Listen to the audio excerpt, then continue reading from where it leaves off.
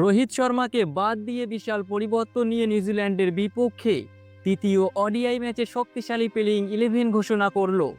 ইন্দোরের cricket স্টেডিয়ামে ভারত ও নিউজিল্যান্ডের ম্যাচটি অনুষ্ঠিত হবে রবিবার দুপুর 1টা 30 মিনিটে। প্রথম ওডিআই ম্যাচে নিউজিল্যান্ডকে 4 উইকেটে হারিয়েছিল, কিন্তু ভাগ্যের কি পরিহাস সেই ভারত নিউজিল্যান্ডের কাছে দ্বিতীয় ম্যাচটি 7 উইকেটে হেরে যায়।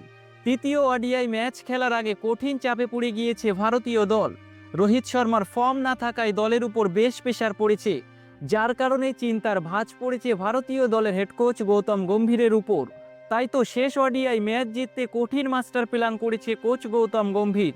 রোহিত শর্মা ফর্মে না থাকায় ভারতীয় দলের প্লেইং 11-এ কারা জায়গা পেয়েছে, এবার সেই তালিকা প্রকাশ করেছে বেশ কিছু সংবাদ মাধ্যম।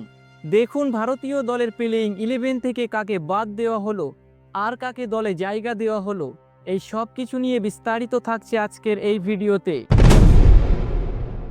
নিউজিল্যান্ডের বিরুদ্ধে এই সিরিজ এখন আর শুধুমাত্র একটি ক্রিকেট সিরিজ নয়, এই সিরিজ এখন পরিণত হয়েছে সম্মান, আত্মবিশ্বাস আর দলের শক্তি প্রমাণ করার লড়াই। দ্বিতীয় ম্যাচে ভারতের হার পরিস্থিতিকে আরও জটিল করে তুলেছে। 7 উইকেটে হেরে সিরিজের সমতা এনেছে নিউজিল্যান্ড, আর সেই সঙ্গে তৃতীয় ম্যাচকে বানিয়ে দিয়েছে একেবারেই হাই ভোল্টেজ। প্রশ্ন হলো, নিজেদের ঘরের মাঠে ভারত কি নিউজিল্যান্ড দলের কাছে সিরিজ হারবে, যারা তাদের পুরো শক্তির দল নিয়েই খেলতে নামেনি, নাকি শেষ ম্যাচে ঘুরে দাঁড়িয়ে নিজেদের আবারও প্রমাণ করবে টিম ইন্ডিয়া?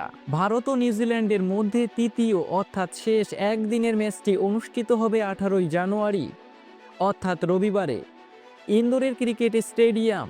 এই মাঠ বরাবর ভারতের জন্য ভাগ্যবান। এখানে ভারত এখনও পর্যন্ত যতগুলো একদিনের ম্যাচ খেলেছে সবগুলোতেই জয় পেয়েছে। নিউজিল্যান্ডের বিরুদ্ধেও এই মাঠে ভারতের স্থিতি বেশ ভালো। 2023 সালে এখানেই নিউজিল্যান্ডকে বড় ব্যবধানে হারিয়েছিল ভারত। এখনও পর্যন্ত নিজেদের মাঠে নিউজিল্যান্ডের বিরুদ্ধে কোনো একদিনে সিরিজ হারেনি ভারত। ফলে এই ম্যাচে শুধু একটি ট্রফি নয়, ইতিহাসও বাজি রয়েছে। যদি ভারত এই ম্যাচ হারে তাহলে সেটি হবে ঘরের মাঠে নিউজিল্যান্ডের বিরুদ্ধে প্রথম সিরিজ হার। এই সিরিজে সবচেয়ে বেশি প্রশ্ন উঠেছে দল নির্বাচন নিয়ে। কিছু সিদ্ধান্ত ক্রিকেট ভক্ত সমর্থকদের অবাক করেছে, বিশেষ করে স্পিন অলরাউন্ডারদের ব্যবহার এবং পেস বোলিং নিয়ে প্রশ্ন উঠেছে। কিছু খেলোয়াড় ফর্মে নেই, আবার কিছু গুরুত্বপূর্ণ খেলোয়াড় সুযোগ না পাওয়ায় সমালোচনা হচ্ছে টিম ম্যানেজমেন্টের সিদ্ধান্ত নিয়ে। রবীন্দ্র জাদেজা সাম্প্রতিক ফর্ম ও চিন্তার কারণ, ব্যাট হাতে অবদান কম, তেমনি বোলিংয়ে আগের মতো আর ধার দেখা যাচ্ছে না। দ্বিতীয় ম্যাচে নিউজিল্যান্ড শুধু একটি ম্যাচ জিতেনি, তারা একটি বার্তাও দিয়েছে। উইলিয়ামসন না থাকায় দল যেভাবে খেলেছে সেটি প্রশংসার যোগ্য। বিশেষ করে ড্যারি মিচেলের ব্যাটিং ভারতীয়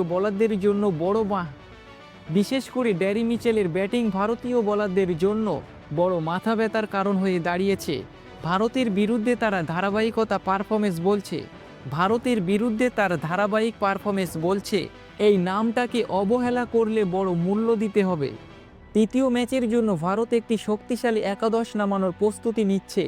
অভিজ্ঞতা তরুণ অলরাউন্ডারদের শেষ ম্যাচে নামাতে চাইছে টিম ইন্ডিয়া। নিউজিল্যান্ডও কিন্তু সহজে ছেড়ে দেওয়ার দল নয়, তারা বরাবরই পরিকল্পনা মাফিক ঠান্ডা মাথায় ক্রিকেট খেলে। শুরুতেই যদি ভারত উইকেট হারায় তাহলে নিউজিল্যান্ডের বোলাররা পুরো ম্যাচ নিজেদের নিয়ন্ত্রণে নিতে পারে। সর্বশেষ একটাই প্রশ্ন, কে জিতবে? ভারত কি নিজেদের রক্ষা করতে পারবে, নাকি নিউজিল্যান্ড আবারও সবাইকে চমকে দেবে? এর উত্তর দেবে মাঠের পারফরমেন্স। আপনার মতামত কি? কমেন্টে অবশ্যই আমাদের জানাবেন।